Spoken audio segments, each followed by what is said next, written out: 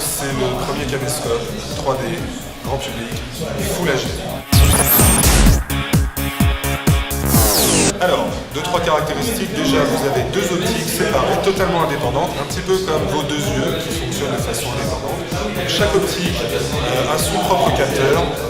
Nous avons un capteur 3,5 mégapixels par optique. Chaque optique est composée de lentilles asphériques.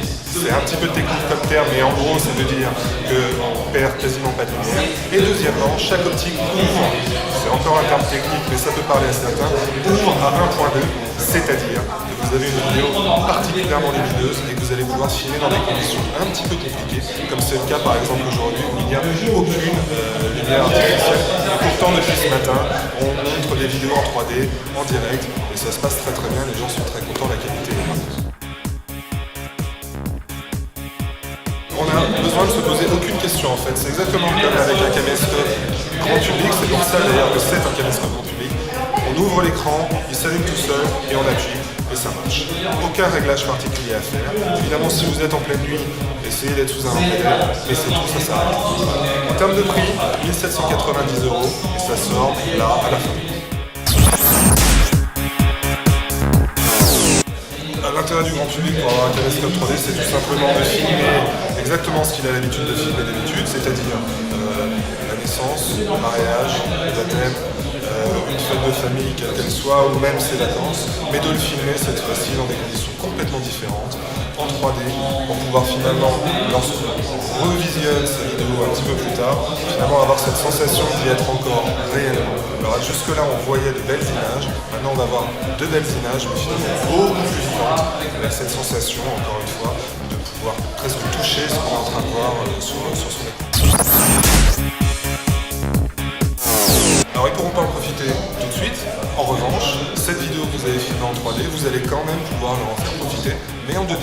C'est pas du tout un souci, en réalité c'est un petit peu comme avec de la haute définition.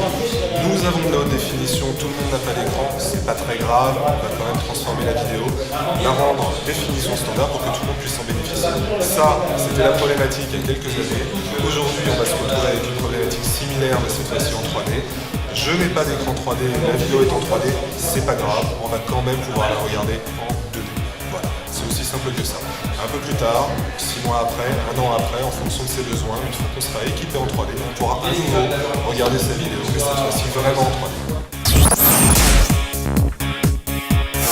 Alors, d'une façon générale, peu de gens montent, en fait, parce que tout simplement ça prend un petit peu de temps, c'est plus une passion qu'autre chose, d'où l'intérêt la plupart du temps de faire des séquences relativement courtes, pour pouvoir passer d'une scène à l'autre assez rapidement. Malgré ça, non, c'est pas plus un problème de filmer en 3D, de monter en 3D que de monter en 2D. La problématique est strictement la même. La seule petite différence est de trouver un ordinateur suffisamment puissant, parce que c'est un petit peu lourd. Voilà. Et puis évidemment le logiciel compatible avec la 3D. Il y en a un qui est livré avec le GSTB1. D'autres vont arriver très rapidement sur le marché puisque ça se développe. Donc finalement, c'est pas un souci. Il faut juste avoir éventuellement l'ordinateur adéquat.